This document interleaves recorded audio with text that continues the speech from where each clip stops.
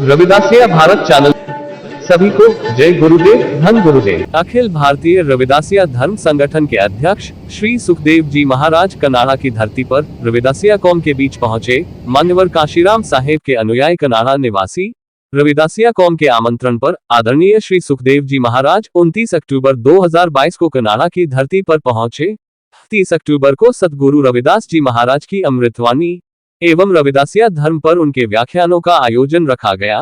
विगत सप्ताह ही वह विदेश के लिए 27 अक्टूबर को प्रस्थान करते हुए कनाडा पहुंचे। आइए जानेंगे सुखदेव जी महाराज क्या कहते हैं। हीरा छाड़ के क्रिया में किया नर दो जुट जाएंगे सदवा के रविदास। ऐसा चाहूँ राज में जहाँ मिले सबन को अन्न, छोट बड़ा सत्संग बचे रविदास रहे प्रसन्न। बहुत ही खुशी की बात है। पहली बार मुझे कनाडा की धरती के ऊपर बैंकोर में श्री गुरु रविदास सभा गुरु घर के अंदर आने का मौका मिला है और इस संगत को मिलने का मौका मिला है। सतगुरु रविदास महाराज जी का जो मिशन है, जो 108 संत रामानंद महाराज जी के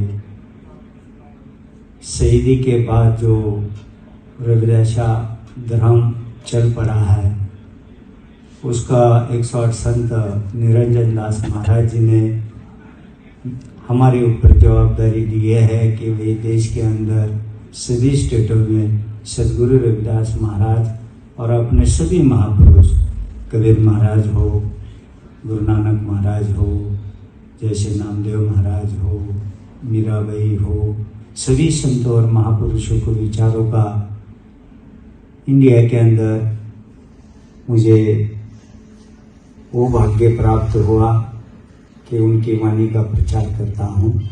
मुझे रविदासा धर्म का 108 संत निरंजन दास महाराज जी वो हमारे धर्मगुरु है, उन्होंने राष्ट्रीय अध्यक्ष बनवाया। तो आज मुझे यहाँ आने का मौका मिला है। परमजीत लाका साहब ने मुझे परिवार के लिए कुछ ये था, उनके लगाव था, उनके पिताजी का और हमारा साहब श्री कांशीराम जी के साथ बहुत सालों तक विचार मिलन था, काम वाम करते थे। तो उस कार्य के हिसाब से उस परिवार ने मुझे आज यहाँ बुलाया।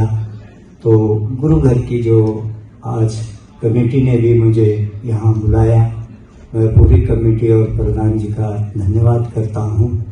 और आज का जो फंक्शन था, जिस बच्चे के बर्थडे के लिए रखा गया था, तो उस परिवार को भी मैं धन्यवाद करता हूँ। परमात्मा के चरणों में प्रार्थना करता हूँ सदगुरु रविदास महाराज जी के कि उस बच्चे का जीवन भविष्य बहुत लाभ में उसको आने वाले भविष्य में मिले। हम संतों और महापुरुषों का काम देश दुनिया में तो करते हैं। सभी महापुरुषों का संदेश एक ही है,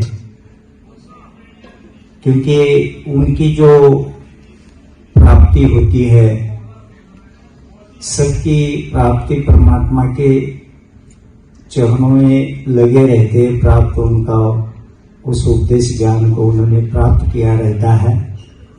इसलिए महापुरुषों में कोई फर्क नहीं है। और इंसान भी जो है, संसार में किसी भी स्टेट के अंदर इंसान रहे, वो नर नारी है, उनमें भी कोई फर्क नहीं।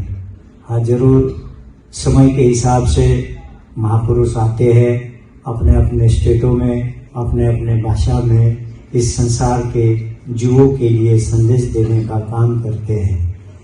हमें सदगुरु रविदास जी ने जो संदेश अमृतवाणी में दिया है, वो मौका मुझे मिला कि पूरे देश में सभी जगह हर स्टेटों में जाकर अपने अपने भाषा में उन समाज को समझाने का काम करने का। तो मुझे खुशी होती है कि बहुत तेजी से सदगुरु रविदास महाराज हो या और महापुरुष सब हो, उनकी विचारधारा बहुत तेजी से समाज के पास जारी है, समाज उसको समझकर धारण कर रहा है। तो मुझे ऐसा कोई प्लानिंग नहीं था कि मेरा कोई यहाँ कार्यक्रम है।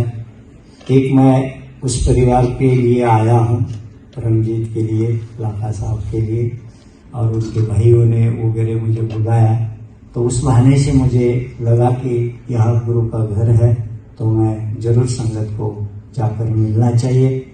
तो वो मुझे मौका मिला, तो इस कमेटी का मैं धन्यवाद करता हूँ कि बहुत ही उन्होंने हमें सम्मान दिया यहाँ।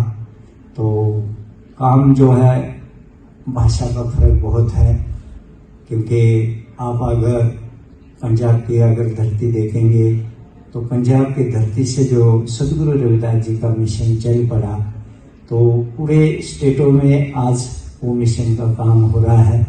लेकिन बाहर के जो स्टेट है, कन्याकुमारी से कश्मीर, गुजरात से आसाम तक, तो नीचे वाला दक्षिण का जो एरिया है, वहाँ लोगों को ज़्यादा मालूम नहीं है। उधर गुजरात से आसाम तक उधर भी ज़्यादा लोगों को इतना मालूम नहीं, लेकिन बहुत खुशी होती है कि अभी सभी स्टेटों में प्रचार हो रहा है। आसाम में भी सदगुरु रविदास महाराज के लिए चाय का बागान संगत ने दान किया है, वहाँ भी गुरु घर बन रहा है अपना, जैसे नेपाल में भी बन चुका है। रविदासिया भारत चैनल सभी को जय गुरुदेव, धन गुरुदेव।